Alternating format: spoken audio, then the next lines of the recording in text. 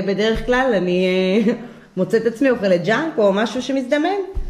מה הייתי אומר עלייך או מה הייתי אומר כן, עלייך? מה היית אומר עליי? זאת אומרת, האם היית יכול כאילו לנתח אותי, נניח חשבתי אותי כמו פסיכולוג ולהגיד לי, אוקיי, לפי ארוחות, אני יכול לזהות שאת כך וכך וכך וזה? יש כזה אופציה או שזה לא כזה עובד ככה? כמובן היינו מנסים להבין למה, והייתי שואל אותך אם את רוצה לשנות את זה, ולפי התגובות שלך כבר הייתי מבין איפה את נמצאת. זאת אומרת, אם היית אומרת לי, כן, אני באה, יאללה, אני רוצה לרדת במשקל, אני חייבת קצת להתחתב, להוריד אחוזי שומן, והיית פתאום מספרת לי שכל צהריים את אוכלת צלחת, חומוס ומנגבת שתי פיתות ושמן זית וצנוברים שבאים עם זה. זה אומר, טוב, בוא נתחיל קצת להחליף את זה ונותן לך אופציות יותר בריאות, והיית אומרת, מה פתאום, על זה אני לא מוכנה לוותר? כן.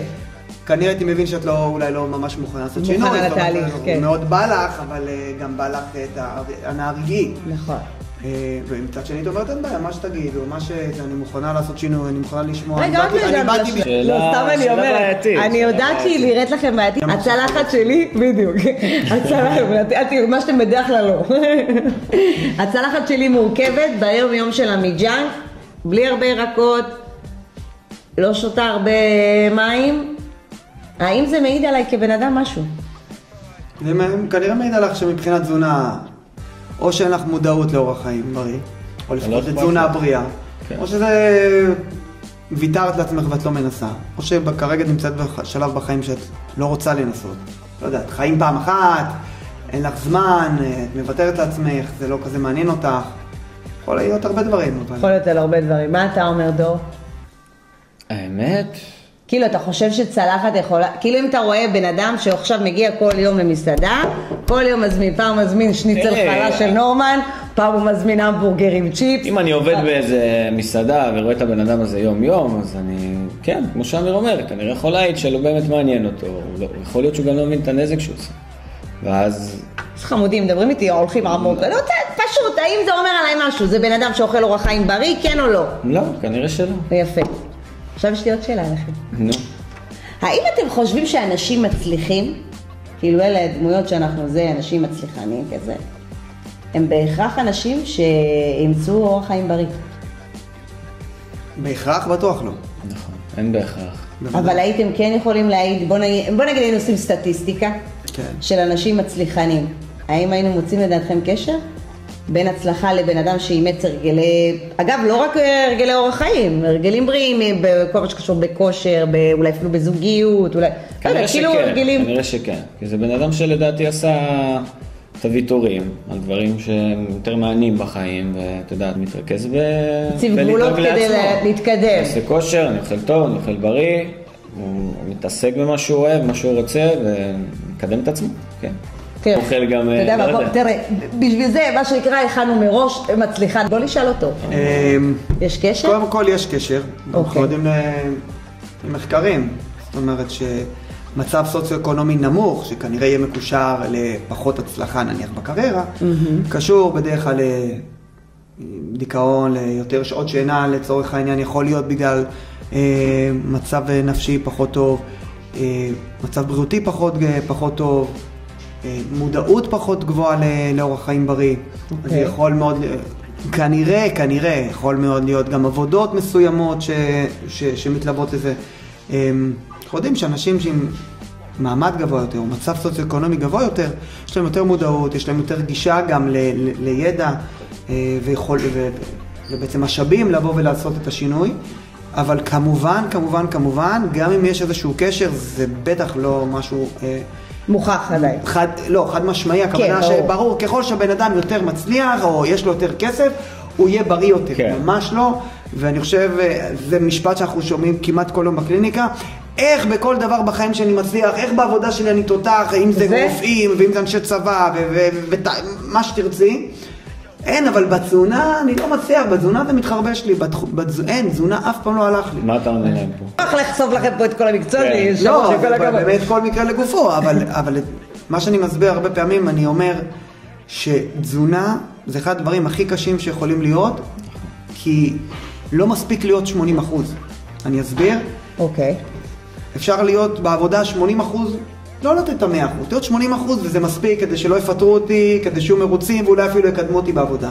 בזוגיות, במשפחה להיות הורה יכול להיות 80% הורה ולתת 80% יחס, ואנחנו אמא נפלאה, אבא נפלא, בן זוג, בת זוג נפלאים, וזה אחלה. כחברים בהרבה מאוד דברים 80% כנראה, גם ציון אגב, לקבל ציון 80 זה אחלה, בסדר? זה לא מושלם, אבל זה סבבה.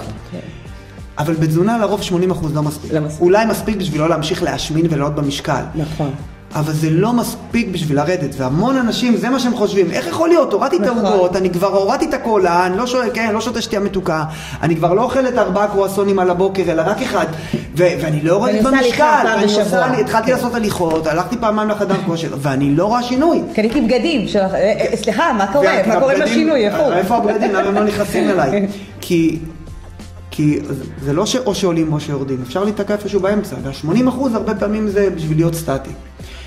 ופה מגיע התסכול, כי אנחנו רגילים ש-80%, אפילו בלי לחשוב על זה, 80% מה שאני עושה, שהוא לרוב סבבה פלוס, מספיק לי, ופתאום באוכל לא. ואנשים גם לא באמת מבינים, רגע, קלוריות ואימון וכמה, ואז אומרים, טוב, זה לא, בקיצור אז לא. פעם הייתי עושה וזה היה עובד, היום זה כבר לא עובד, אז יאללה, אני כוח ומוותרים. ואז כישלון? וכישלון וכל מה שזה הולך עם זה. אבל עם זאת אני בא ומודד את האנשים ואני אומר להם, תזונה להבדיל מכל הדברים האחרים, זה 100% תלוי בנו. רק בי. עבודה, אני יכול לתת את 1000%, אבל אם יש מישהו אחר שיותר מקומבן, או מישהו, הבוס לא כל כך אוהב אותי, או הבוסית, או כל סיבה אחרת, שאני גם אתן 1,000,000% זה לא יספיק, וגם בזוגיות או במשפחה, לא בטוח שגם אם ניתן הכל זה יספיק. בתזונה זה תלוי רק בנו.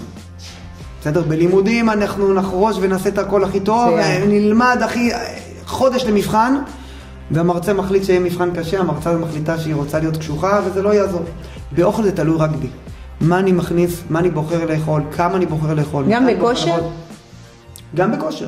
אבל בכושר בדרך כלל זה פחות... זהו, אתה לא בדרך כלל תלוי בעוד מישהו שיעזור לך, אם אתה לא מבין בזה? כן, אבל באוכל, בכושר סליחה, אנחנו הרבה פחות שיפוטיים כלפי עצמנו.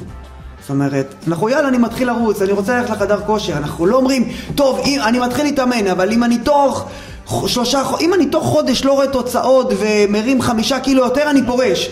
אם אני לא רץ 2,000 ואני אוריד דקה, אני ארד מ-13 דקות ל-12 דקות, אז די, אני מוותר לתמיד.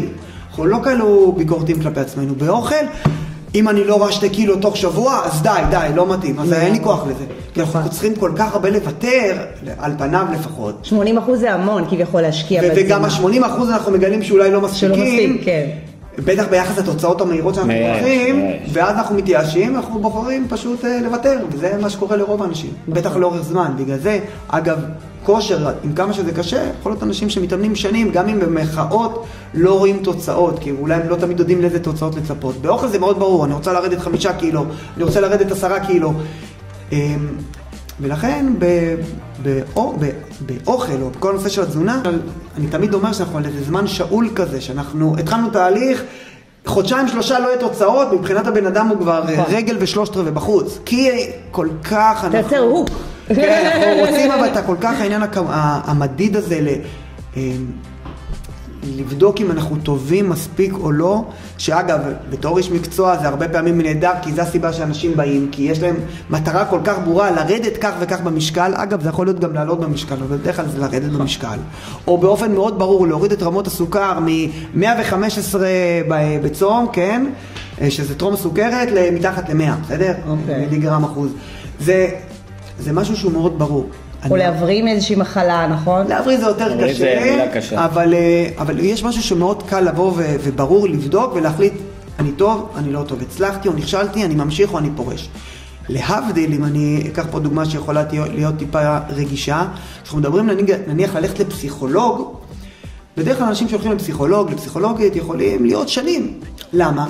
כי זה לא משהו מאוד מדיד. הבן אדם לא אומר, טוב, אם אני עכשיו רמת האושר שלי זה 3, אם אני לא עולה לרמת אושר 4, תוך שבועיים אני די. ואני פורש, זהו. לא, זה משהו שיותר מבינים שלוקח יותר זמן, וזה משהו שהוא פחות מדיד בדרך כלל, אפשר למדוד כמובן, אבל ביום יום לא עושים את זה. בכלל אנחנו אנשי בזק, לא? כאילו... כן, אבל נניח בהקשר הזה, היותר הנפשי, היותר מנטלי, אז אנחנו מבינים שזה ייקח תהליך לצאת עכשיו, לא יודע מה, זה באסה של פרידה, או של פיטורים מהעבודה, או משהו כזה, ולכן אנחנו לא שמים עלינו את אותו שעון חול של, טוב, אם בזמן הזה זה לא יקרה, אז חלס.